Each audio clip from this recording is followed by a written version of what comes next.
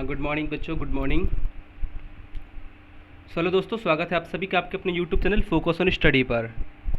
बच्चों, आज हम बात करने वाले हैं क्लास जो 7th का है, ठीक है, ज्योग्राफी जो चल रहा है आपका, ठीक है। मैंने वीडियो नंबर 1, 2, 3 चैप्टर नंबर, ठीक है, 5th तक कंप्लीट करवा दिया है। तो आज हम बात करने वाले हैं क्लास 7th का जो चैप्टर नंबर 6 है हमारा पर्यावरण, ठीक है, आवर इन्वायरमेंट। उस पर हम लोग डिटेल के साथ चर्चा करने वाले हैं, ठीक है। तो एक डेढ़ घंटे दिल थाम के बैठ जाइए, एकदम कंप्लीट सब चर्चा करने वाले हैं हमारा पर्यावरण क्लास 7th का चैप्टर नंबर 6। इससे पहले मैंने आपको सारा चैप्टर कंप्लीट करवा दिया है 1 से लेकर 5 तक। वीडियो नहीं देखा तो अपने प्लेलिस्ट में जाकर देख सकते हैं, वहाँ पे चेक कर सकते हैं। मैंने सारी वीडियो अपलोड कर दी है, ठीक है। इतिहास का भी अपलोड कर रहा हूँ, ये ज्योग्राफी का अपलोड कर रहा हूँ, ठीक है। तो आज हम बात करने वाले हैं आवर इन्वायरमेंट चैप्टर नंबर 6 एकदम डिटेल के साथ। तो चलिए स्टार्ट करते हैं बिना देरी के, ठीक है। रुको, मैं थोड़ा टाइम लगा लेता हूँ। हाँ तो चलिए, 1 घंटा सिर्फ। फौजी चाचा के बगीचे में रवि, डेविड, आयुष, रवि और रानी और रजिया खेल रहे थे, ठीक है, फौजी चाचा के बगीचे में। वहाँ अनेक तितलियाँ उड़ रही थी और पेड़ों पर चिड़िया भी चहचहा रही थी। रवि ने पूछा, यहाँ तो खूब तितलियाँ एवं चिड़ियाँ हैं, मेरे घर में तो एक भी नज़र नहीं आती। रानी ने कहा, तेरे घर में पेड़ है क्या? ठीक है, इसका अर्थ क्या है? रवि ने पूछा कि मेरे घर में तो एक भी तितली नज़र नहीं आती, चिड़िया। तो रानी ने कहा कि तेरे घर में पेड़ ही नहीं है तो कहाँ से आएंगे, ठीक है। चैप्टर जो थीम है इस चैप्टर का वो क्या है? हमारा पर्यावरण। तो रवि ने कहा कि नहीं। अचानक रवि पौधे के पास बैठकर फूल और पत्ती को तोड़ने लगा। आयुष ने उसे ऐसा करने से मना किया, लेकिन रवि नहीं माना।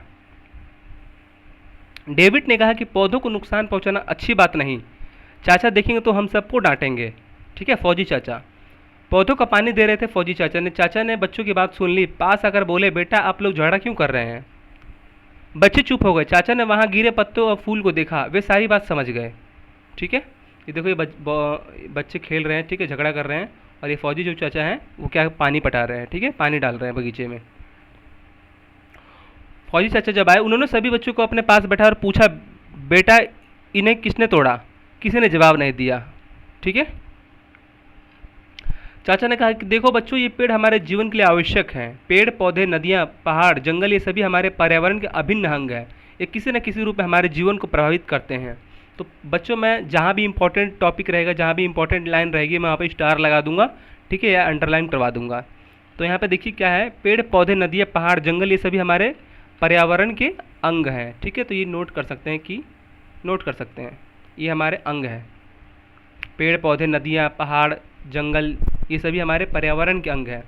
नदी, पहाड़, जंगल, जीव जंतु, घर, सड़क, पुल, मानव, रीति रिवाज, परंपरा आदि ये पर्यावरण के घटक हैं, ठीक है। अभी हम लोग आगे डिस्कस करेंगे एकदम डिटेल के साथ। चाचा ने रजिया से पूछा, बताइए अगर पेड़ पौधे नहीं होंगे तो क्या होगा? रजिया बोली, चाचा हरियाली नहीं होगी। अच्छा, ठीक है, अगर पेड़ पौधे नहीं रहेंगे तो हरियाली नहीं होगी, ठीक है। डेविड बीच में बोल पड़ा, हम फल सब्जियां अनाज कुछ भी तो नहीं मिल सकता। मतलब डेविड बोलता है कि हमें फल सब्जियां अनाज, अगर पेड़ नहीं रहेंगे तो कुछ नहीं मिल पाएगा। तभी आयुष बोला, वातावरण में बढ़ रहे कार्बन डाइऑक्साइड CO2 को तो भी पेड़ पौधे ही ग्रहण करते हैं।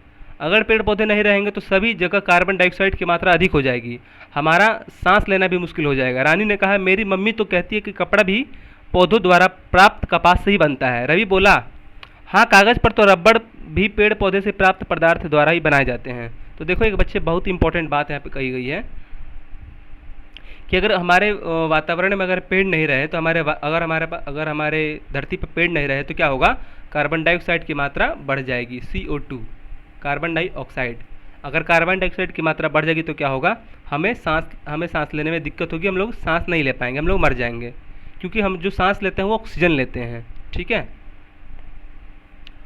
और यहाँ पे एक और बात कही गई है, जो कपड़ा बनता है वो कपास से बनता है, प्राप्त कपास से ही तो बनता है, हर कपड़ा नहीं, कुछ कपड़े जो होते हैं कपास से बनाए जाते हैं। कितना कपास कहाँ है? चाचा ने कहा कि बिल्कुल ठीक। अब सोचिए, अगर हम इसे लगातार नष्ट करते रहें तो इसका जीवन पर क्या असर पड़ेगा? अगर पेड़ को अगर लगातार काटते जाएं या तोड़ते जाएं तो हमारा इसका जीवन पर क्या असर पड़ेगा? वो कह रहे फौजी चाचा, इसका जीवन पर क्या असर पड़ेगा? सभी बच्चों ने एक साथ कहा, फिर तो हमारा जीवन बड़ा कष्टप्रद हो जाएगा। अब रजिया को अपने किए गए पछताव पर हो रहा था, ठीक है।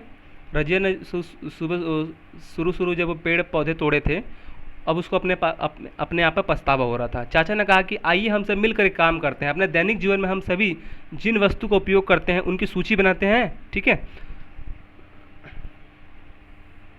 तो चलिए यहाँ पे देखिए क्या लिखा है। साधन सामग्री की सूची: पेड़, सड़क, तालाब, नदी, कार, कपड़े, बैलगाड़ी, टमटम, कार, साइकिल, पर्वत, मकान, बिजली, खंभा इत्यादि। बच्चों, आप इस सूची में और क्या क्या जोड़ सकते हैं? मतलब अपने जीवन में सॉरी कह रहा हूँ, आप अपने दैनिक जीवन में हम किन किन वस्तु को उपयोग करते हैं इनकी सूची बना सकते हैं। जैसे कपड़ा, ये कपड़ा हो गया, ठीक है, खाना हो गया, पेड़ पौधे, ठीक है, ये सब। कुछ कुछ और जोड़ सकते हो, जैसे इसमें पढ़ाई। इससे पहले जो मैंने वो चैप्टर नंबर 5 पढ़ाया था वो देख लीजिएगा, बहुत ही इंपॉर्टेंट है, ठीक है। इसका वीडियो के डिस्क्रिप्शन में मैंने लिंक दे दिया है, ठीक है। तो ये देखो, ये क्या दिया है, पर्यावरण के घटक दिया है, ठीक है। यहाँ पे अभी डिटेल से चर्चा करेंगे पर्यावरण के घटक, पहले पढ़ लेते हैं, चित्र बाद में देखेंगे। देखो, वायुमंडल में कई प्रकार की गैस, धूल कण व जलवाष्प उपस्थित रहते हैं। हमारा जो वायुमंडल होता है कैसे बनता है? धूल, जलवाष्प, वायु, ऑक्सीजन, इस सबसे मिलकर हमारा वायुमंडल बनता है ना। उसमें बहुत सारे कार्बन डाइऑक्साइड गैस भी रहती हैं, सभी गैसों का मिश्रण होता है, जलवाष्प, ठीक है, हवा, सब चीज़ होता है हमारे वायुमंडल में। वायुमंडल गैसें अजैव पर्यावरण के उदाहरण हैं, अजैव पर्यावरण, ठीक है। अब देखो क्या लिखा है कि धूल कण एवं जलवाष्प उपस्थित रहते हैं किसमें? हमारे पर्यावरण में, हमारे वायुमंडल में। पेड़ पौधे एक जीव जंतु मिलकर सजीव जगत का निर्माण करते हैं। देखो, पेड़ पौधे और जीव जंतु मिलकर सजीव जगत का निर्माण करते हैं। सजीव जगत का मतलब वो क्या होता है कि वह मंडल जहाँ पे सजीव लोग रहते हैं, जैसे जीव जंतु, पेड़ पौधे, मनुष्य, ठीक है। तो सजीव जगत उसे कहते हैं जहाँ पे जीवित वस्तु रहती हैं। इस मंडल को जैव मंडल कहा जाता है, और इसी मंडल को क्या कहते हैं? जैव मंडल भी कह सकते हैं। मतलब जहाँ पे क्या कह रहा है, देखो, पेड़ पौधे और जीव जंतु मिलकर सजीव जगत का निर्माण करते हैं, और इस मंडल को हम लोग जैव मंडल कहते हैं। तो जैव मंडल मतलब कहाँ कि जहाँ पे जीवन उपस्थित हो, ठीक है। जैव मंडल किसे कहते हैं? जहाँ पे जीवन उपस्थित हो, ठीक है, जीवन रहने के लिए उपस्थित हो। जीवन कैसे रहेगा? हवा रहनी चाहिए, जल रहना चाहिए, ठीक है, पर्यावरण रहना चाहिए, ठीक है, सब चीज़ मिल के जैव मंडल का निर्माण करते हैं। जैव मंडल में सिर्फ मनुष्य ही नहीं रहते, मनुष्य को रहने के लिए क्या क्या आवश्यक चीज़ें हैं वो जैव मंडल में रहता है, ठीक है। तो वही कह रहा है कि सजीव जगत का निर्माण करते हैं। अगर मनुष्य मान लो कि अगर इस धरती पर रहता है, उसे जैव मंडल कहेंगे। और जैव मंडल क्यों नहीं कहेंगे? अगर वहाँ पर ऑक्सीजन नहीं रहेगा तो उसे जैव मंडल नहीं कहेंगे। तो मनुष्य को जीने के लिए जो जो आवश्यक सामग्री है किसी धरती पर, अगर वो सब चीज़ उपस्थित है तो उसे कहते हैं जैव मंडल, ठीक है। या जीव जंतु के लिए, पेड़ पौधे के लिए, जीव जंतु के लिए, मनुष्य के लिए, मनुष्य के जीने के लिए, जीव जंतु के जीने के लिए वह सभी सामग्री जहाँ पे उपस्थित हो उसे जैव मंडल कहते हैं। उपस्थित कौन सी सामग्री? जैसे हवा हो गया, ऑक्सीजन हो गया, उसके बाद क्या हो गया? जल हो गया, जलवाष्प हो गया, ठीक है, बहुत सारी। सभी पेड़ पौधे, जीव जंतु एवं मानव जीवित रहने के लिए अपने पर्यावरण पर ही आश्रित होते हैं। वे एक दूसरे पर निर्भर रहते हैं। सजीवों का आपसी और पर्यावरण के बीच परस्पर निर्भरता परितंत्र कहलाता है। देखो, परितंत्र किसे कहते हैं? डेफिनेशन 2 है ये। डेफिनेशन 1 मैंने आपको बताया था जैव मंडल, ठीक है, डेफिनेशन 1। अब डेफिनेशन 2 की तरफ बढ़ रहे हैं। क्या कह रहा है? सजीवों का आपसी एवं पर्यावरण के बीच परस्पर निर्भरता परितंत्र कहलाता है। हम लोग जो सजीव हैं किस पर निर्भर है? पर्यावरण पर निर्भर है। पर्यावरण पर निर्भर कैसे हैं? देखो, ये हम हैं, ठीक है, ये मान लो कि ये अभिषेक है, ये अभिषेक है। तो अभिषेक क्या, एक सजीव है, लेकिन वो किस पर निर्भर है? पर्यावरण पर निर्भर है। कैसे? पर्यावरण पर निर्भर कैसे? खेती पे। अगर मान लो कि अगर खेती नहीं होगी तो खाएगा क्या? ऑक्सीजन। अगर वायुमंडल में ऑक्सीजन नहीं रहेगा तो सांस क्या लेगा, ठीक है। अगर ये वर्षा, अगर वर्षा नहीं होगा तो खेती कैसे होगी? ये कि मिट्टी, अगर मिट्टी ही नहीं रहेगी तो खेती कैसे होगी? वैसे, ठीक है। तो वही कह रहे हैं कि एक दूसरे पर निर्भर। जैसे अगर मान लो कि ये कोई दूसरा पदार्थ है, जैसे कोई पदार्थ में कोई दूसरा जंतु है, जैसे मुर्गा है। अगर जैसे ये मान लो कि मुर्गा चाहे मछली है, तो अभिषेक क्या करता है कि इसको खा सकता है, मतलब इसको खा सकता है मुर्गा को ना। तो वही कह रहा है कि सजीवों का आपसी पर्यावरण के बीच निर्भरता, एक दूसरे पर डिपेंड है, लोग एक दूसरे पर डिपेंड है। उसे साइकिल कहते हैं वैसे, ठीक है, चक्रण कहते हैं उसको। तो एक दूसरे पर निर्भर है, एक दूसरे पर निर्भर है। जैसे कृषि पर निर्भर है अभिषेक, वायुमंडल पर निर्भर है, गैसों पर निर्भर है। तो अभी चित्र के माध्यम से आपको बताऊंगा। सजीवों का आपसी और पर्यावरण के बीच निर्भरता ही परितंत्र कहलाता है। ठीक है, अब देखो चित्र देखो, अब देखो प्रकृति जो होती है, प्रकृति में क्या होता है, वायुमंडल होता है, स्थल मंडल होता है, सजीव मंडल और जल मंडल। जल मंडल मतलब जहाँ पे प्रकृति के स्रोत हैं, ये प्रकृति के 4 स्रोत होते हैं। देखो प्रकृति लिख लो, ऐसे ही चित्र बनाना अपने में। प्रकृति के स्रोत जो पहला क्या है, पहला है स्थल मंडल। स्थल मंडल में जहाँ पे लोग रहते हैं, स्थल जमीन। दूसरा क्या है, वायुमंडल। वायुमंडल वहाँ पे सांस होनी चाहिए। तीसरा क्या है, जल मंडल, वहाँ पे जल होना चाहिए। और दूसरा क्या है, सजीव मंडल। सजीव मतलब सभी जहाँ पे जीव रहते हों। ठीक है, उसे कहते हैं प्राकृतिक। सजीव जैव मंडल है। जैव मंडल ने आपको बताया था कि वह क्षेत्र, ठीक है, जैव मंडल किसे कहते हैं, वह क्षेत्र जहाँ मनुष्य के जीने के लिए सभी चीज़ें उपलब्ध हों, या मनुष्य का जीवन जीने के लिए सभी चीज़ें उपलब्ध हो, जैसे जल, वायु, ठीक है, हवा, पेड़ पौधे। ठीक है, अब पर्यावरण के घटक देख लेते हैं। ये पर्यावरण के घटक हैं। पर्यावरण के घटक देखो, ये मानव निर्मित है। ठीक है, देखो ये क्या है, प्राकृतिक। ये प्राकृतिक जो प्रकृति निर्माण करती है, इसको किसने बनाया है, प्रकृति ने बनाया है। ठीक है, प्रकृति ने, प्रकृति मतलब ईश्वर समझ लो, या प्रकृति कुछ भी समझ लो आप। इसका निर्माण मनुष्य नहीं कर सकता है। अब वायुमंडल का निर्माण मनुष्य थोड़ा ना कर सकता है, स्थल मंडल का निर्माण मनुष्य नहीं कर सकता, जल मंडल का भी नहीं, और सजीव मंडल का भी नहीं। तो ये क्या हो गया, प्राकृतिक स्रोत हो गए। ठीक है, ये प्राकृतिक स्रोत है, पर्यावरण के प्राकृतिक स्रोत है ये। देखो ये पर्यावरण है, बीच में क्या है, पर्यावरण के घटक, पर्यावरण के प्राकृतिक स्रोत, और ये पर्यावरण के मानवीय स्रोत। देखो पर्यावरण के मानव निर्मित, ये बीच में पर्यावरण के घटक है। ठीक है, पर्यावरण के घटक के नीचे क्या दिया है, मानव निर्मित। ठीक है, और ऊपर क्या गया है, प्रकृति के द्वारा निर्मित। तो प्रकृति के द्वारा चार चीज़ों का निर्माण किया गया है, जलमंडल, वायुमंडल, स्थल मंडल और सजीव जैव मंडल। ठीक है, सजीव मंडल जहाँ पे सभी लोग रहते हैं, जल मंडल जहाँ पे जल रहता है, वायुमंडल जहाँ पे हवा वर्षा होता है जहाँ पे, और स्थल मंडल जहाँ पे जमीन है। तो ये प्रकृति पर्यावरण के घटक हैं। एक होता है प्राकृतिक, ऊपर क्या है, प्राकृतिक, ये लिख लेना प्राकृतिक, और एक होता है मानव निर्मित। मानव निर्मित मतलब जिसे प्रकृति ने नहीं बनाया है, मानव ने बनाया है। मानव निर्मित क्या होते हैं, देखो जैसे उद्योग हो गए, बहुत सारी चीज़ों, उद्योग, सड़क, पार्क, स्मारक, पुल, इमारतें। ठीक है, ये क्या है, मानव निर्मित, पर्यावरण के घटक हैं। एक पर्यावरण के 2 घटक हैं, देखो एक तो प्राकृतिक निर्मित, एक क्या है, प्रकृति के द्वारा निर्मित है, मतलब जिसे प्रकृति ने बनाया है। और एक क्या है, नीचे, ये जो नीचे है वो क्या है, मानव निर्मित है। तो मानव निर्मित में ये इतनी सारी चीज़ हो गई, और ऊपर क्या है, प्रकृति द्वारा। तो समझ गए, मैंने एकदम डिटेल से बता दिया बच्चों। ठीक है, ये सभी पर्यावरण के घटक हैं।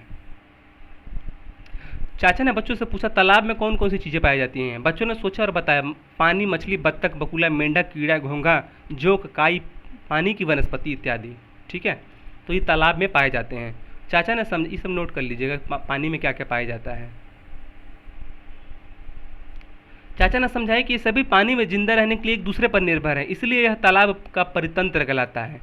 इसी प्रकार कई परितंत्र होता है। परितंत्र का मतलब क्या होता है कि एक दूसरे पर डिपेंड होना। जैसे परितंत्र का मतलब, देखो परितंत्र सिंपल से, अभी चित्र अगर आगे आएगा तो मैं बताऊंगा। सॉरी बच्चों, जैसे परितंत्र का मतलब देखो, ये क्या है, ये मनुष्य है, मान लो ये मनुष्य है। परितंत्र का मतलब क्या, एक साइकिल होता है, ये परितंत्र है। ये मनुष्य है, मनुष्य किस पर निर्भर है, जंतु पर। जैसे मान लो कि ये मुर्गा है,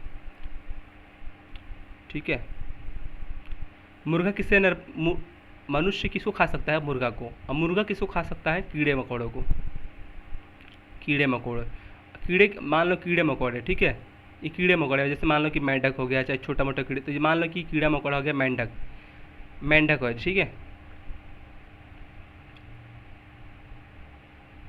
ठीक है, ये क्या है, मेंढक। अब मेंढक किसको खा सकता है, तितली वगैरह को, जो कीट पतंगे हैं, ठीक है। अब मेंढक कौन सा खा सकता है, सांप खा सकता है, जो सांप होता है मेंढक खा सकता है। सांप को कौन खा सकता है, चील, बाज, ठीक है। उसी प्रकार एक प्रकार का विशेष साइकिल बन रहा है। देखो सभी लोग एक के ऊपर एक निर्भर हैं, ये सभी लोग एक के ऊपर निर्भर हैं, ठीक है। अब देखो यहाँ पे मान लो कि यहाँ पे क्या आ जाएगा, पेड़ पौधे। तो पेड़ पौधे किसको खा सकते हैं, जानवर, जो शाकाहारी जानवर होते हैं वो पेड़ पौधे खा सकते हैं, फिर हम लोग, फिर वो जो पेड़ पौधे खा सकते हैं जानवर, फिर जानवर को हम लोग खा सकते हैं। तो ये क्या है, एक विशेष प्रकार का साइकिल है, ठीक है। ये इस पर डिपेंड करेगा, फिर ये इस पर डिपेंड करेगा, फिर ये इस पर डिपेंड करेगा, फिर ये इस पर डिपेंड करेगा। एक प्रकार से देखो गोला साइकिल बन रहा है। इसे क्या कहते हैं, परितंत्र, ठीक है। इसे क्या कहते हैं, परितंत्र, ये नोट कर लीजिएगा आप। अभी चित्र शायद आगे देगा तो मैं बताऊंगा डिटेल से। तो परितंत्र समझ गया कि मतलब एक दूसरे पर निर्भरता ही परितंत्र कहलाता है, ठीक है। चाचा ने समझाया कि ये सभी पानी में जिंदा रहने के लिए एक दूसरे पर निर्भर हैं, इसलिए यह तालाब का परितंत्र है, या इसी प्रकार कई परितंत्र होते हैं। बच्चों की उत्सुकता बढ़ती जा रही थी। चाचा ने आगे कहा, मनुष्य अपनी जरूरतों के हिसाब से पर्यावरण में परिवर्तन लाता है। उन्होंने बच्चों से कुछ प्रश्न किया। तो जो मनुष्य है अपने आवश्यकता अनुसार पर्यावरण में परिवर्तन ला सकता है। डैश, देखो एग्जाम्पल दिया, अगर घर नहीं तो क्या क्या कठिनाई होगी। बच्चों अगर ये क्वेश्चन लिखिएगा अपने आप से कि अगर घर नहीं रहेगा तो क्या क्या कठिनाई होगी आपको, अगर परिवार नहीं होगा तो क्या क्या दिक्कतें होंगी, अगर बाजार बंद हो जाएंगी तो क्या क्या परेशानी होगी, अगर गाड़ियाँ बंद हो गई तो दिक्कतें आएंगी, खूब सर्दी पड़े तो हमें क्या कर सकते हैं। रजिया ने कहा कि घर नहीं रहने पर हम रहेंगे कहाँ, धूप हवा वर्षा से कैसे बचेंगे। डेविड बोला, परिवार के साथ तो हम तो अपने दुख सुख बांट सकते हैं। आयुष बोला, बाजार बंद होने पर तो ज़रूरत की कोई सामान चीज़ मिल ही नहीं पाएगी। चाचा ने बताया कि हमारे चारों ओर, ठीक है, हमारे चारों ओर पाए जाने वाले प्राकृतिक और मानवीय दशाओं को आवरण को पर्यावरण कहते हैं, ठीक है। पर्यावरण किसे कहते हैं, हमारे चारों ओर पाए जाने वाला प्राकृतिक और मानवीय दशाओं को, आवरण को पर्यावरण कहते हैं। देखो हमारे सिंपल सा मतलब है कि पर्यावरण किसे कहते हैं। ये है, मान लो कि सचिन है, ये अभिषेक है, ठीक है। तो इसके चारों ओर जो भी घटनाएं हो रही है ना, वो पर्यावरण का ही भाग है, ठीक है। जैसे ऊपर बताया कि देखो ये जितना भी चीज़ हो रही हैं ये सब पर्यावरण के अंदर ही हो रही हैं। पर्यावरण का मतलब क्या हो कि पर्यावरण, ये सारे पर्यावरण की चीज़ है। तो यही कह रहा है कि हमारे जो चारों ओर कुछ भी घटना होती है वो सब पर्यावरण के अंतर्गत ही आता है। हमारे चारों ओर कोई भी घटना घटित होती है, ठीक है, भूकंप आता है, दुकान खुलती हैं, बारिश होती है, धूप आता है, ट्यूशन जाता है बच्चे, वो सब पर्यावरण के अंग हैं। तो दुनिया में बहुत सी वस्तु हैं जो प्रकृति या वातावरण से मिलती है, जो प्रकृति या वातावरण से मिलते हैं, जैसे पेड़ पौधे, नदी, पहाड़ इत्यादि, यह प्राकृतिक वस्तु कहलाती हैं। प्राकृतिक वस्तु ऊपर मैंने आपको पढ़ाया था, देखो देखो ये है प्राकृतिक, ये प्राकृतिक है ना। तो पर्यावरण के घटक एक प्राकृतिक होता है, एक मानव निर्मित होता है। प्राकृतिक जिसे प्रकृति ने बनाया है, मानव निर्मित जिसे प्रकृति ने नहीं बनाया है, मनुष्य ने बनाया है। सड़क प्रकृति ने थोड़ा ना बनाया है, मनुष्य ने बनाया अपनी आवश्यकता अनुसार, ठीक है। तो दुनिया में बहुत सी चीज़ ऐसी वस्तुएं हैं जो प्रकृति से या वातावरण से मिलती है, जैसे पेड़ पौधे, नदी, पहाड़ इत्यादि, यह प्राकृतिक वस्तु कहलाती हैं, जिसका निर्माण कौन करता है, प्राकृतिक। ये लिख लीजिएगा डेफिनेशन थर्ड है ये। तथा प्राकृतिक पर्यावरण का निर्माण करती है, जो प्रकृति है वही तो पर्यावरण का निर्माण करती है, ठीक है। बहुत सारी वैसी वस्तुएं हैं जिसे मनुष्य ने अपनी आवश्यकताओं की पूर्ति के लिए प्रकृति वस्तुओं को परिवर्तित करके बनाया है, अतएव इसे मानव निर्मित पर्यावरण कहते हैं, जैसे मकान, पुल आदि, ठीक है। प्राकृतिक वस्तुओं को परिवर्तित करके बनाया गया है, अतः इसे मानव निर्मित पर्यावरण कहते हैं। मानव निर्मित पर्यावरण किसे कहते हैं, मानव निर्मित पर्यावरण किसे कहते हैं कि जिसे प्रकृति, जो मतलब जो प्रकृति की वस्तु हैं लेकिन उसे परिवर्तित करके मनुष्य ने बना लिया है। जैसे ये पहाड़ है, ये पहाड़ किसने बनाया, मनुष्य ने तो नहीं बनाया है ना। ये जैसे मान लो कि पहाड़ है, प्राकृतिक वस्तु समझा रहा हूँ, सॉरी प्राकृतिक वस्तु नहीं, मानव निर्मित समझा रहा हूँ। प्राकृतिक मैंने बता दिया कि जिसे प्रकृति बनाती है। अब मानव निर्मित किसे कहते हैं, मानव निर्मित वस्तु किसे कहते हैं, जिसे मानव ने बनाया है, ठीक है। मानव निर्मित पर्यावरण किसे कहते हैं, मानव निर्मित वस्तु दूसरी होती हैं और मानव निर्मित पर्यावरण दूसरा होता है। मानव निर्मित वस्तु मतलब क्या, जैसे ईंट हो गया, ठीक है, जैसे किताब हो गया, जैसे पुल हो गया, ये सब क्या है, मानव निर्मित है। जैसे मकान, पुल आदि। तो मानव निर्मित पर्यावरण किसे कहते हैं,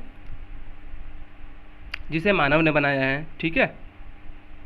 हम लोग ने तो बनाया है स्मार्ट सिटी, सड़क यहाँ से जाएगी, या मेरा घर यहाँ पे रहेगा, ठीक है, मेरे घर के बगल में लाइट लगेगी, ये सब मानव निर्मित पर्यावरण है। तो इसे क्या कहते हैं, मानव निर्मित पर्यावरण, जिसे मानव ने बनाया है, जैसे मकान, पुल आदि। चाचा ने यह चित्र बनाया, चाचा ने अपने बनाए गए चित्र में दिखाया, कहा सभी सजीव एवं निर्जीव प्राकृतिक वस्तुओं के मिलने से प्राकृतिक पर्यावरण का निर्माण होता है। क्या कह रहा है कि सभी सजीव और निर्जीव प्राकृतिक वस्तुओं के मिलने से। एक बार फिर से बता रहा हूँ मैं आपको, देखो यहाँ पे लिखा गया है कि चाचा ने अपने अपने द्वारा चित्र बना के दिखाया एक, कि सभी सजीव और निर्जीव प्राकृतिक वस्तुओं के, ठीक है, सभी जीव और निर्जीव प्राकृतिक वस्तुओं के मिलने से प्राकृतिक पर्यावरण का निर्माण होता है, जैसे जल, भूमि, हवा, पेड़ पौधे, पर्वत, नदी इत्यादि। ठीक है, तो यहाँ पे नोट कर लीजिएगा, ये डेफिनेशन थर्ड है कि प्राकृतिक पर्यावरण किसे कहते हैं। ये अभी देखो, ये मानव निर्मित मैंने पढ़ा दिया कि जिसका निर्माण मानव स्वयं करता है। ठीक है, अब लेकिन अब प्राकृतिक पर्यावरण किसे कहते हैं, मानव निर्मित मैंने समझा दिया कि मानव जिसका निर्माण करता है उसे कहते हैं मानव निर्मित पर्यावरण। लेकिन प्राकृतिक पर्यावरण किसे कहते हैं कि वह सभी चीज़ें जो प्रकृति के द्वारा बनाया गया है, या तो वो सजीव हो या तो निर्जीव हो, उस सभी को मिलाकर क्या कहते हैं, प्राकृतिक पर्यावरण कहते हैं। ठीक है, सिंपल सा फिर से बता रहा हूँ, ये प्राकृतिक पर्यावरण है, मान लो प्राकृतिक पर्यावरण। तो प्राकृतिक पर्यावरण किसे कहते हैं कि वह सभी चीज़ें जिसका निर्माण प्रकृति ने बनाया है, या तो वह सजीव हो या तो वह निर्जीव हो, उस सभी को मिलाकर प्राकृतिक पर्यावरण कहते हैं। देखो कैसे, ये प्रकृति है, प्रकृति ने क्या बनाया, पहाड़, और प्रकृति ने क्या बनाया, पेड़। तो ये पहाड़ क्या है, निर्जीव है, लेकिन पेड़ क्या है, सजीव है। तो वह सभी चीज़ें, ये नोट करिएगा मेरे पॉइंट को, ये क्या है, पहाड़, ये क्या है, पेड़। तो पहाड़ क्या है, निर्जीव है, और पेड़ क्या है, सजीव है। तो प्रकृति द्वारा वह सभी चीज़ें जिसका निर्माण प्रकृति स्वयं करती है, या तो वह सजीव हो या तो वह निर्जीव हो, उस सभी को मिलाकर प्राकृतिक पर्यावरण का निर्माण किया जाता है। ठीक है, तो वही कह रहा है कि सभी सजीव और निर्जीव प्राकृतिक वस्तुओं के मिलने से प्राकृतिक पर्यावरण का निर्माण होता है, जैसे जल, भूमि, हवा, पेड़ पौधे, पर्वत, नदी इत्यादि। तो ये सब किसने बनाए हैं, प्रकृति ने बनाए हैं, जिसमें से पेड़ क्या है, पेड़ पौधे क्या है, सजीव हैं, लेकिन और सब क्या है, निर्जीव हैं। जल क्या है, निर्जीव, भूमि क्या है, निर्जीव, हवा क्या है, निर्जीव, पेड़ पौधे क्या है, सजीव, पर्वत क्या है, निर्जीव, नदी क्या है, निर्जीव। तो वही है, वह सभी चीज़ें जिसका निर्माण प्रकृति ने स्वयं किया है, या तो वह निर्जीव है या तो वह सजीव है, उन सभी को मिलाकर क्या कहते हैं, प्राकृतिक पर्यावरण का निर्माण होता है। ये डेफिनेशन 4 है। ठीक है, ये डेफिनेशन क्या है, ये 4 है, लिख लीजिएगा अपना। ये सभी हमें प्रकृति द्वारा प्राप्त होते हैं, ये सभी तो प्रकृति द्वारा ही प्राप्त होते हैं ना हमें। ठीक है, स्थल, जल और वायु से घिरे सभी भाग इसके अंतर्गत आते हैं। स्थल, जल और वायु, देखो प्राकृतिक पर्यावरण मैंने आपको ऊपर बताया था, ये क्या है, ये प्राकृतिक पर्यावरण है जिसका निर्माण प्रकृति स्वयं करती है, या तो सजीव हो या तो निर्जीव हो। ठीक है, जलमंडल, वायुमंडल, स्थलमंडल और सजीव जयमंडल, इसका निर्माण कौन करता है, प्रकृति करता है, हम लोग नहीं करते हैं। ठीक है, और इसी प्रकार जो ये घटक है मानव निर्मित, इसका निर्माण कौन करता है, मानव करता है, प्रकृति नहीं करती। तो जिसका निर्माण मानव करता है उसे मानव निर्मित है, जिसका निर्माण प्रकृति करता है, या तो वो सजीव हो या तो निर्जीव हो, उसे कहते हैं प्राकृतिक पर्यावरण।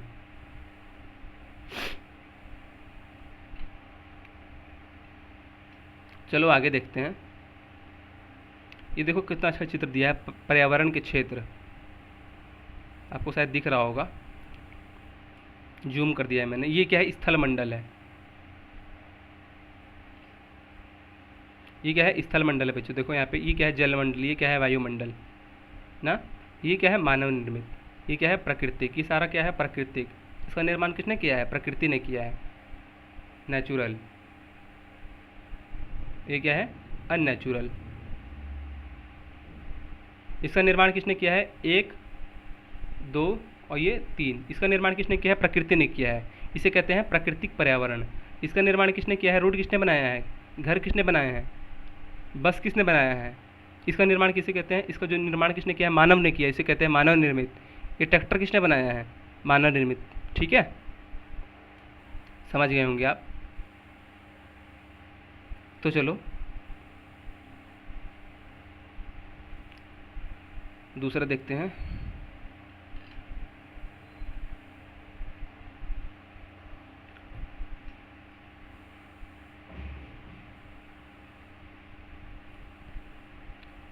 कहाँ गया, यहाँ पे है।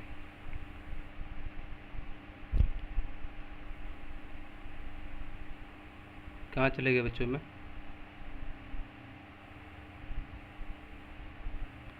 तो ये सभी हमें प्रकृति द्वारा प्राप्त होते हैं, स्थल मंडल, जलवायु मंडल और वायु। ठीक है, इसके अंतर्गत भाग आते हैं। भूमि का वह भाग जिस पर जीव रहते हैं, जैसे मकान, पेड़ पौधे, पर्वत, पठार, मैदान इत्यादि, इन सभी स्थल को स्थल मंडल कहते हैं। तो मैंने आपको पढ़ाया कि ऊपर अभी दिखाया था, जो प्रकृति बनाती है, एक होता है स्थल मंडल, जल मंडल और जैव मंडल। तो स्थल मंडल क्या किसे कहते हैं, देखो स्थल मंडल डेफिनेशन 4, डेफिनेशन 5, ठीक है। स्थल मंडल, तो स्थल मंडल किसे कहते हैं, भूमि का वह भाग जिस पर हम लोग रहते हैं, जीव रहते हैं, जैसे पेड़, मकान, पर्वत, पठार इत्यादि, इन सभी को क्या कहते हैं, स्थल मंडल कहते हैं। डेफिनेशन 5 लिख लीजिएगा, इसे कहते हैं स्थल मंडल। ठीक है। विभिन्न प्रकार के खनिज लवण अजैव पर्यावरण के उदाहरण हैं, जबकि पेड़ पौधे, जीव जंतु, यहाँ तक कि मानव भी जैव पर्यावरण के अंग हैं। ठीक है। विभिन्न प्रकार के खनिज लवण अजैव पर्यावरण किसे कहते हैं, जो प्रकृति जो जीवित नहीं है, जो जीवित नहीं है, ठीक है, उसे कहते हैं अजैव, और जो जीवित है उसे कहते हैं जैव। ठीक है, जो जीवित है उसे कहते हैं जैव, और जो अजीवित है, जो जीवित नहीं है, उसे कहते हैं अजैव। तो यही कह रहा है कि खनिज, पर्वत क्या है, वो अजैव पर्यावरण के उदाहरण है। आपसे पूछ सकता है कि इनमें से कौन अजैव पर्यावरण का उदाहरण है। ऑप्शन ए पहाड़, ऑप्शन बी गिट्टी, ऑप्शन सी ईंट और ऑप्शन सी पेड़ पौधे। इसमें से कौन जैव पर्यावरण का उदाहरण है, तो आपका ऑप्शन डी हो जाएगा। ठीक है, पेड़ पौधे, ये सब तो क्या है, अजैव है, जो क्या है, जीवित नहीं है। सिंपल सा अर्थ है कि जो जीवित है उसे कहते हैं जैव, और जो जीवित नहीं है उसे कहते हैं अजैव। तो पेड़ पौधे क्या है, वो जीवित है, और पहाड़, पर्वत, खनिज क्या है, अजैव पर्यावरण का उदाहरण है। जबकि पेड़ पौधे, जीव जंतु, यहाँ तक कि मानव भी क्या है, जैव पर्यावरण के अंग है, मतलब वो जीवित है। तो ठीक है, ये डेफिनेशन 6 और ये डेफिनेशन 7, ठीक है, लिख लीजिएगा, अजैव पर्यावरण और जैव पर्यावरण। कुआं, तालाब अजैव पर्यावरण का फिर से बता दे रहा हूँ कि वह सभी चीज़ें जो जीवित नहीं हैं, जो निर्जीव हैं, वह सभी पदार्थ जो निर्जीव है उसे कहते हैं अजैव। और फिर एग्जाम्पल लिख लीजिएगा, जैसे खनिज, ठीक है, पहाड़, और डेफिनेशन 7 में लिखिएगा जैव में कि वह सभी लिख लीजिएगा कि वह सभी चीज़ें, जैसे जो जैव में लिखिएगा वह सभी चीज़ें, ठीक है, जो जीवित हैं, जो सजीव हैं, उसे कहते हैं जैव पर्यावरण। कुआं, तालाब, नदी, झील, समुद्र, महासागर एवं विभिन्न जलाशय मिलकर जलमंडल का निर्माण करती हैं। फिर मैंने आपको बताया था जलमंडल, देखो फिर से बता दे रहा हूँ, ये स्थल मंडल में कहा जहाँ पे सभी लोग रहते हैं स्थल मंडल कहते हैं। जलमंडल किसे कहते हैं, कुआं, तालाब, नदियाँ मिलाकर जो उसका निर्माण करती है उसे कहते हैं जलमंडल। ठीक है, तो डेफिनेशन कितना हो गया, 8। ठीक है, कुआं, तालाब, नदी, झील, समुद्र, महासागर, विभिन्न जलाशय मिलकर जलमंडल का निर्माण करती है। ठीक है, तो डेफिनेशन ये 8 हो गया।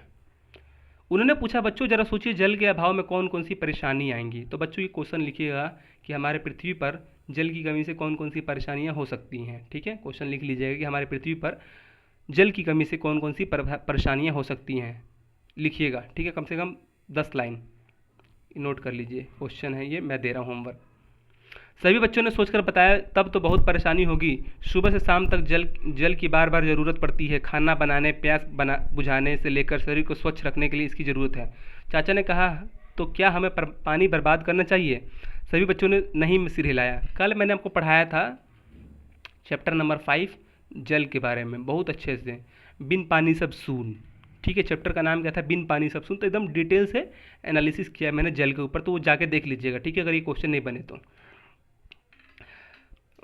खाना बनाने, प्यास बुझाने से लेकर शरीर को स्वच्छ रखने के लिए इसकी ज़रूरत होती है। चाचा ने कहा कि हमें पानी बर्बाद करना चाहिए।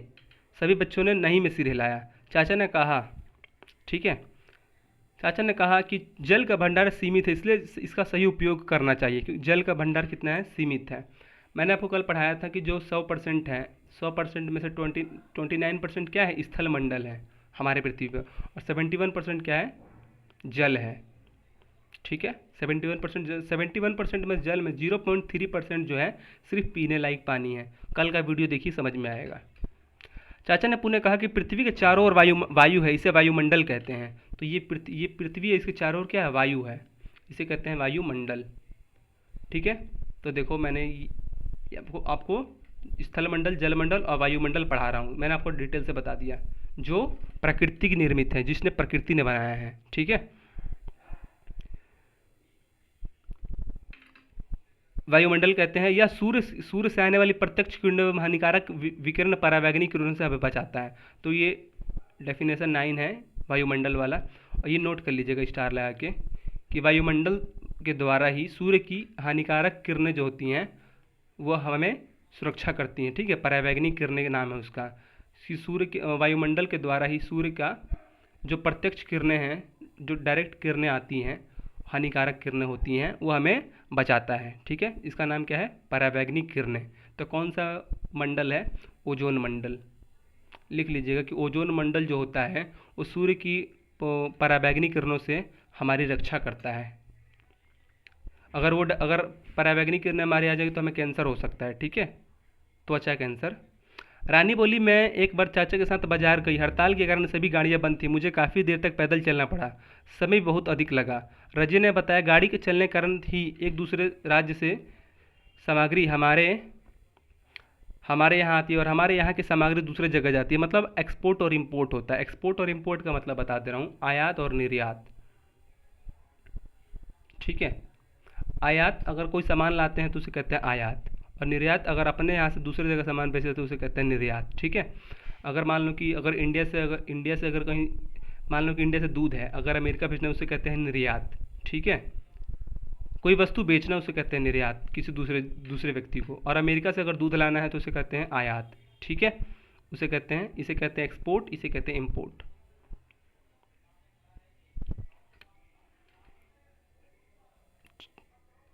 यात्रा कर हम दूसरे के रीति रिवाज एवं संस्कृति को भी जान पाते हैं। हमें दूसरे से यही जोड़े रखता है। यात्रा हमें विभिन्न जानकारियाँ भी देता है। देखो, यात्रा करने से सिर्फ ये मत समझिए कि यात्रा हो रहा है। जो यात्रा करने से क्या होती है, हमारे संस्कृति को भी जान पड़ते हैं, उसकी भाषा सीखते हैं, कैसा पर्यावरण है वहाँ का, ठीक है, लोगों से मिलते हैं। तो यात्रा हमें बहुत कुछ सिखाती है, इसलिए यात्रा करना चाहिए। फौजी चाचा बोले, बच्चे, मनुष्य ने अपने जीवन को आसान बनाने के लिए अपने आसपास के पर्यावरण को अपने अनुसार बदला है। उन्होंने पूछा, बच्चों, हमें पर्यावरण को नुकसान पहुंचाना चाहिए? सभी बच्चों ने एक स्वर में कहा कि नहीं चाचा, हमें इन्हें नुकसान ना पहुंचाकर इनकी सुरक्षा करनी चाहिए। समाज में तरह तरह के रीति रिवाज, परंपराएं, उत्सव आदि देखने को मिलते हैं। शादी ब्याह के अवसर, खुशियों में शरीक होना, छोटे को प्यार एवं बड़े बुजुर्ग का सम्मान करना, ये सब हमारी संस्कृति पर्यावरण के अंग है, ठीक है। सांस्कृतिक पर्यावरण के अंग है। मुलाकात होने पर अभिवादन के तरीके, ठीक है, मुलाकात होने पर अभिवादन के तरीके, अभिवादन मतलब हाथ पैर जोड़ना, खुशियों को व्यक्त करने तरीके, शोक प्रकट करने और पर्व त्योहारों को मनाने, मंगल गीत, पहनावा, विशेष प्रकार के पकवान, ये सब संस्कृति की पहचान है, ठीक है। तो संस्कृति की पहचान, ये सब जितने भी मैंने आपको बताया है, ये सब क्या है? संस्कृति की पहचान है हमारी। किसी भी संस्कृति, कोई भी संस्कृति हो सकता है, यही सब मिलकर सांस्कृतिक पर्यावरण का निर्माण करते हैं। तो ये डेफिनेशन 10 हो गया कि सांस्कृतिक पर्यावरण किसे कहते हैं, ये लिख लीजिएगा, ठीक है। सांस्कृतिक पर्यावरण किसे कहते हैं, मैंने आपको बता दिया सांस्कृतिक पर्यावरण किसे कहते हैं। चाचा ने कहा कि बच्चों, हमें इन रीति रिवाजों और परंपराओं के प्रति सम्मान रखना चाहिए तथा इनका पालन करना चाहिए। इन सब की बात पर सहमति जताई। चाचा ने सभी बच्चों को शाबाशी दी और फिर अपने काम में लग गए। तो बच्चों, ये डेफिनेशन, ये जो आपका चैप्टर फिनिश हो गया, ठीक है। तो चाहिए इसका क्वेश्चन आंसर कर लेते हैं। मैंने आपको आशा करता हूँ कि एकदम डिटेल से पढ़ाया है। इनमें से कौन सी प्राकृतिक पर्यावरण की वस्तु हैं? पुल, मकान, जल और सड़क। मैंने आपको बता दिया है, ठीक है। देखो, इसका आंसर है जल। प्राकृतिक पर्यावरण किसने बनाया है? जल, इसे कहते हैं प्राकृतिक पर्यावरण। पुल, मकान, सड़क किसने बनाया है? मानव ने। तो ये क्या है? मानव निर्मित। ये क्या है? जल, प्राकृतिक निर्मित, ठीक है। आशा करता हूँ आपने दिया हुआ सही answer option D, option C. पर्यावरण कितने प्रकार के होते हैं? तब पर्यावरण मैंने आपको बताया था कितने प्रकार के होते हैं, बताओ बच्चों, बताओ। पर्यावरण 4 प्रकार के होते हैं। एक मानव निर्मित जो पर्यावरण है 2 प्रकार के होते हैं, 4 नहीं 2 प्रकार के, एक मानव निर्मित और एक प्राकृतिक निर्मित। तो ऑप्शन ए 2। पर्यावरण 2 ही प्रकार के तो होते हैं पर्यावरण के घटक, देखो दिखा रहा हूँ पर्यावरण के घटक, अभी देख लो दिखाऊंगा। पर्यावरण के घटक दो प्रकार के होते हैं। यहाँ पे बीच में पर्यावरण लिखा था, ऊपर प्राकृतिक था, नीचे क्या था, मानव निर्मित। तो पर्यावरण के घटक दो प्रकार के होते हैं, एक मानव द्वारा और एक प्रकृति के द्वारा। तो पर्यावरण के दो घटक हैं, ठीक है। अब पूछे कि प्राकृतिक पर्यावरण के घटक कितने हैं, तो 4 प्राकृतिक पर्यावरण घटक कितने हैं। एक होता है वायुमंडल, जलमंडल, स्थल मंडल और जैव मंडल, ठीक है। तो ये क्वेश्चन देखो फर्स्ट कंफ्यूज करने वाला है, कंफ्यूज मत होइएगा। पर्यावरण कितने प्रकार के होते हैं, दो प्रकार के होते हैं भाई, सिंपल सा, एक प्राकृतिक और एक मानव निर्मित। अगर पूछे कि प्राकृतिक कितने प्रकार के होते हैं, तो प्राकृतिक 4 प्रकार के होते हैं। मैंने बताया कि एक जैव मंडल, स्थल मंडल, वायुमंडल और जलमंडल, ठीक है। तो 4 प्रकार के होते हैं। अगर प्राकृतिक पूछेगा तो 4 और पर्यावरण पूछे तो 2। पृथ्वी के चारों ओर क्या है ये आपको बताना है, ठीक है। मैंने आपको बता दिया पृथ्वी के चारों ओर क्या है। फिर ऑप्शन ए है फिल इन द ब्लैंक्स में, पेड़ पौधे एवं जीव जंतु मिलकर डैश का निर्माण करते हैं, तो जैव मंडल का निर्माण करते हैं। पेड़ पौधे जीव जंतु एवं जैव, पेड़ पौधे एवं जीव मिलकर किसका निर्माण करते हैं, किसका निर्माण करते हैं, पेड़ पौधे और जीव मिलकर किसका निर्माण करते हैं, प्राकृतिक पर्यावरण का, ठीक है। पेड़ पौधे जीव जंतु और जैव मिलकर जैव मंडल के अंग है, ये जैव मंडल के अंग है। मनुष्य ने अपने डैश की पूर्ति के लिए चीज़ों को बनाया है, मनुष्य ने अपनी आवश्यकताओं की पूर्ति के लिए चीज़ों को बनाया है, ठीक है। ऑप्शन सी आवश्यकता, इसका क्या हो जाएगा, आवश्यकता। पेड़ पौधे जीव जंतु मिलकर जैव के अंग है, जैव मंडल के अंग है, और ये क्या हो जाएगा, पेड़ पौधे और जीव मिलकर किसका प्राकृतिक पर्यावरण का निर्माण करते हैं। तो ऑप्शन ए प्राकृतिक, ये क्या है, जैव मंडल, इसे कहते हैं मनुष्य ने अपनी प्रकृति की आवश्यकताओं, ठीक है, आवश्यकता। अब देखो 9 क्वेश्चन के 9 क्वेश्चन आपको करने हैं, ठीक है। अब मुझे भेजना है, इसे भेज सकते हैं 9334240975, ये मेरा नंबर है, ठीक है। फिर से लिख दे रहा हूँ 9334240975, इस पर आपको भेजना है, ठीक है, ये सारा क्वेश्चन करके, ठीक है। ये सारा क्वेश्चन करना है। मैंने आपको बता दिया पर्यावरण किसे कहते हैं, पर्यावरण कितने प्रकार के होते हैं, स्थल मंडल, जलमंडल, वायुमंडल किसे कहते हैं। मैंने आपको टोटल 10 डेफिनेशन करवाए, सारे डेफिनेशन में से क्वेश्चन बन गए हैं, ठीक है। सांस्कृतिक पर्यावरण की कौन कौन से बातें हैं मैंने आपको बताया अभी। मानव निर्मित पर्यावरण के कारण प्राकृतिक पर्यावरण को नुकसान कैसे पहुंच सकता है, ये मैंने को बता दिया।